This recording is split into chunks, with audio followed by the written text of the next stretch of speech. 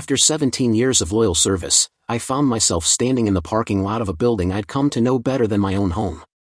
The day I was fired, it wasn't some dramatic moment. It wasn't a furious outburst or a public spectacle. It was quiet. Too quiet for the amount of years and sacrifices I'd given to that company. When I started at the company, I was just a fresh-faced young man in my 20s, eager and ambitious. I had dreams of climbing the corporate ladder and proving that hard work pays off. And it did. Over the years, I moved up. From an entry-level position to senior management, and eventually, I became the general manager of a successful branch. Life was good. I had a comfortable salary, a decent car, and the respect of my peers. But somewhere along the way, things started to change. As my role grew more significant, so did my responsibilities. I had a team to manage, budgets to balance, and deadlines to meet.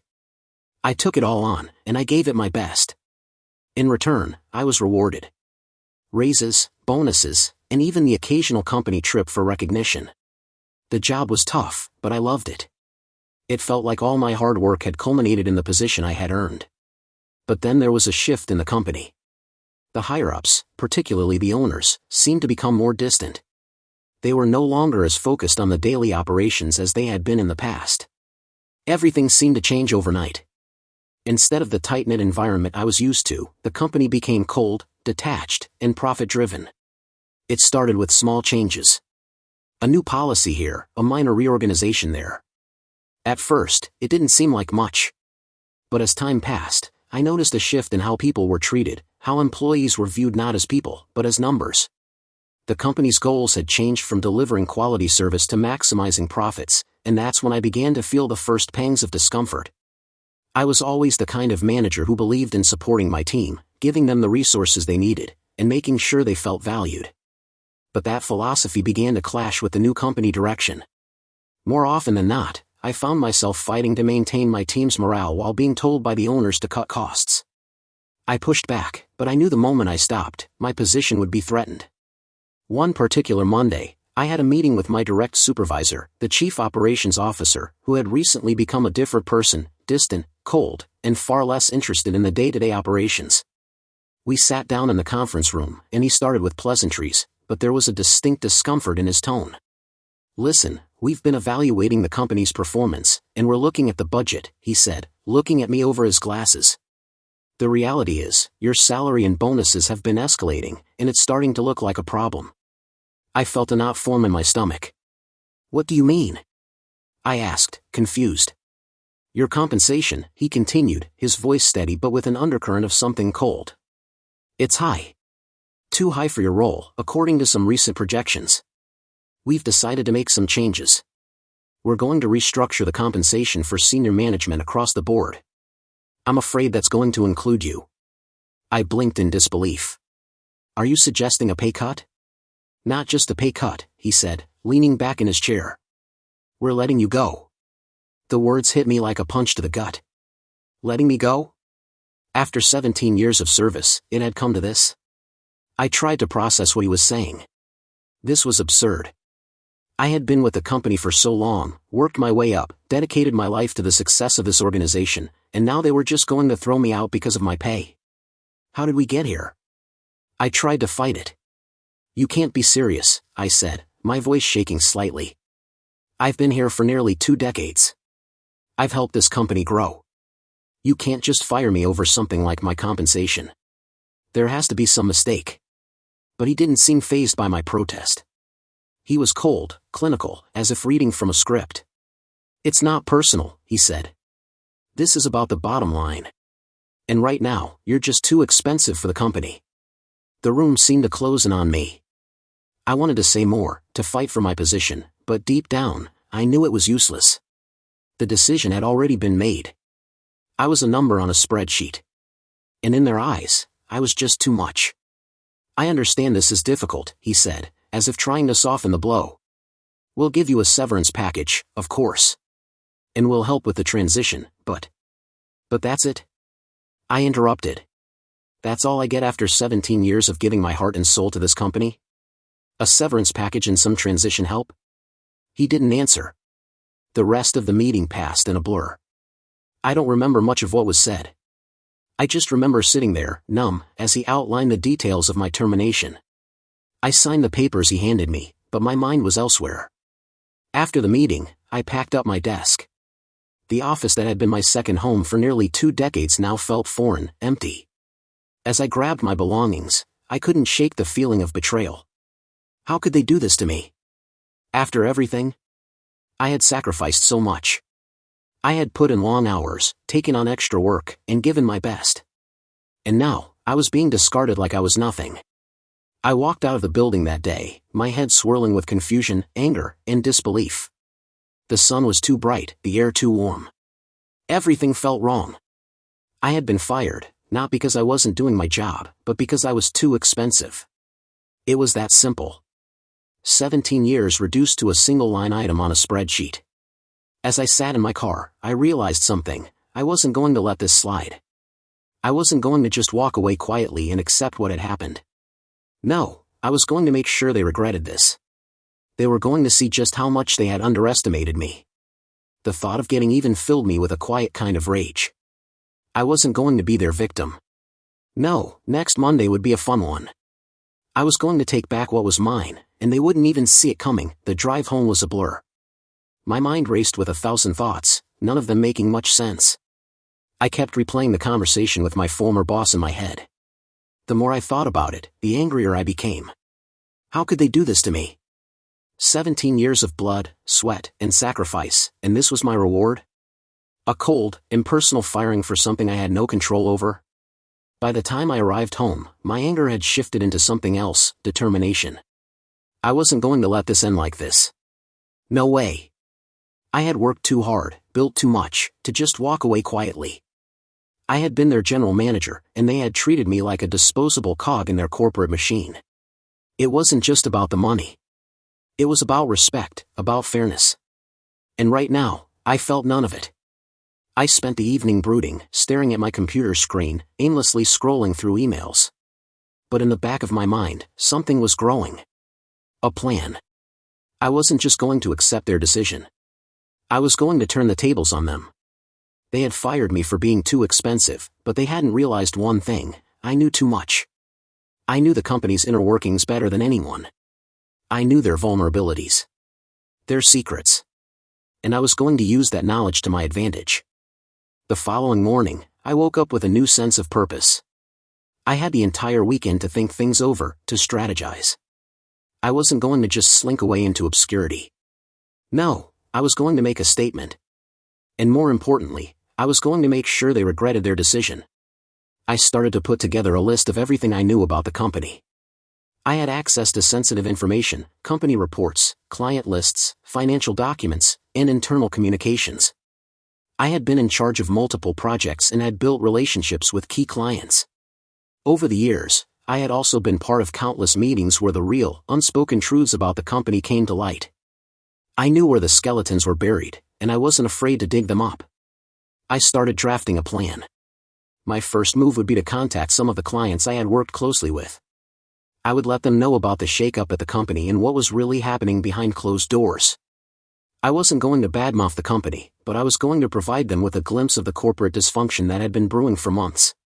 These clients trusted me. And now, I was going to use that trust to my advantage. Monday morning came quicker than I expected, and as I sat at my kitchen table, sipping coffee, I couldn't help but feel a little giddy. This was it. The moment I had been waiting for. I knew the company's downfall wouldn't happen overnight, but it would start with my actions. I wasn't going to make this easy for them. I grabbed my phone and began drafting emails to the key clients I had worked with over the years. I kept the tone professional but included just enough information to spark their curiosity. I wasn't going to go into the full details, just enough to make them think twice about their partnership with the company. I sent the emails, and then, I waited. The next few hours passed slowly. I couldn't help but check my email and phone obsessively. But the responses I got weren't exactly what I had anticipated. Some clients were genuinely concerned, others were indifferent. A few were even sympathetic, and a couple of them, surprisingly, were furious. They had been hearing whispers of issues within the company for a while but had never received confirmation. Now, they had it. As the day progressed, I started to get phone calls. One by one, the clients began to reach out to me, asking for more details. They wanted to know what was really going on behind the scenes. I didn't give them everything, but I told them enough to get their attention. Some of them were already making moves to start pulling their business from the company, and I could feel the wheels of change starting to turn. I was doing more than just causing a little inconvenience. I was shaking the foundation of the company, making them realize the true value of the people they had cast aside. But this was just the beginning. By mid-afternoon, I received an unexpected call.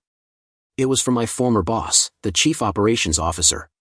He was furious. "Do you really think this is the way to handle things?" he asked, his voice laced with frustration. I stayed calm. "I'm just doing what I can to help these clients understand what's really happening.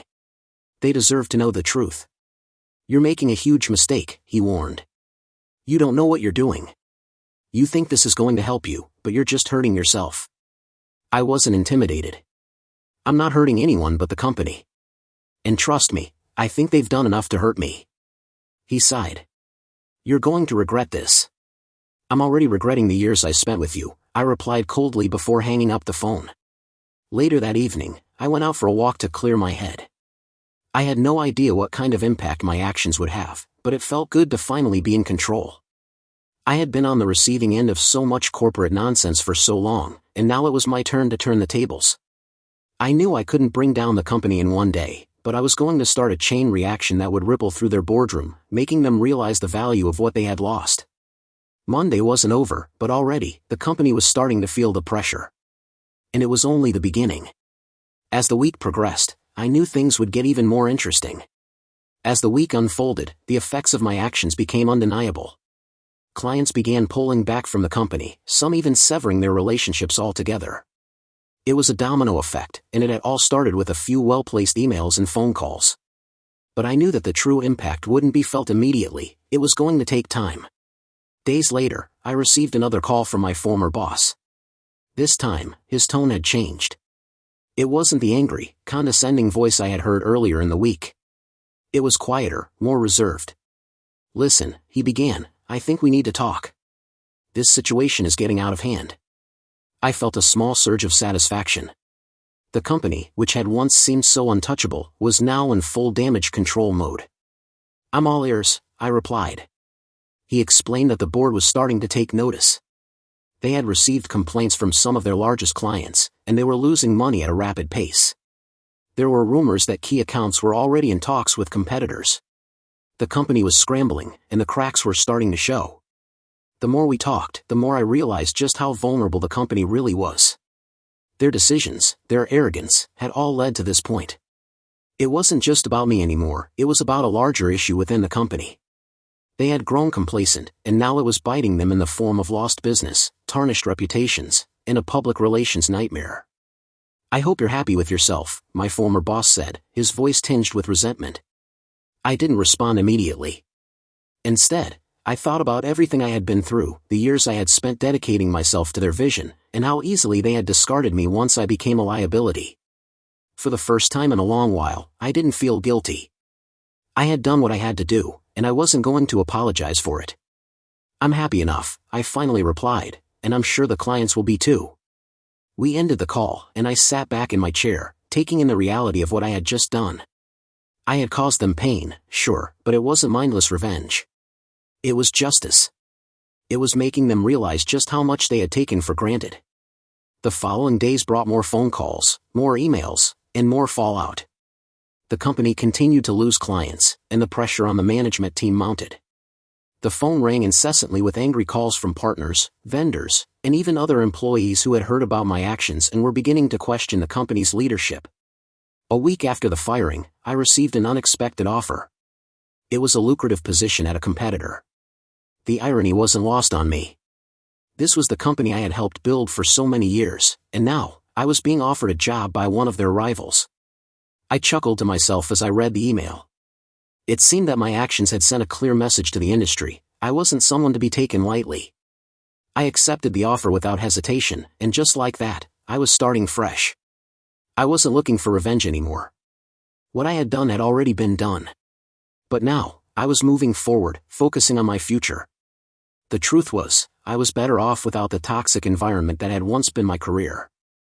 As for the company, it took months for them to recover from the damage.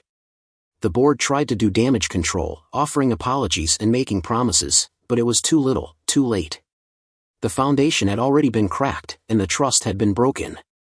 Eventually, their stock prices dropped, and they had to undergo a massive restructuring. Many of their top executives left, and the company that had once seemed so invincible was no longer the powerhouse it had once been. I watched from the sidelines as their fall from grace continued. I had no sympathy for them. They had chosen their path, and now they had to deal with the consequences. In the end, it wasn't about the money or the position. It was about regaining control of my own destiny. It was about proving to myself that I didn't need their approval, their validation, or their paycheck to feel successful. I had taken the power back, and that felt better than any paycheck ever could. And as for the next Monday, when I showed up at my new job, I knew that I was exactly where I was meant to be. It wasn't revenge that had driven me, it was the realization that I was capable of so much more than they had ever allowed me to believe. The past was behind me now. The future was mine to shape, and I was ready to make it count. The end.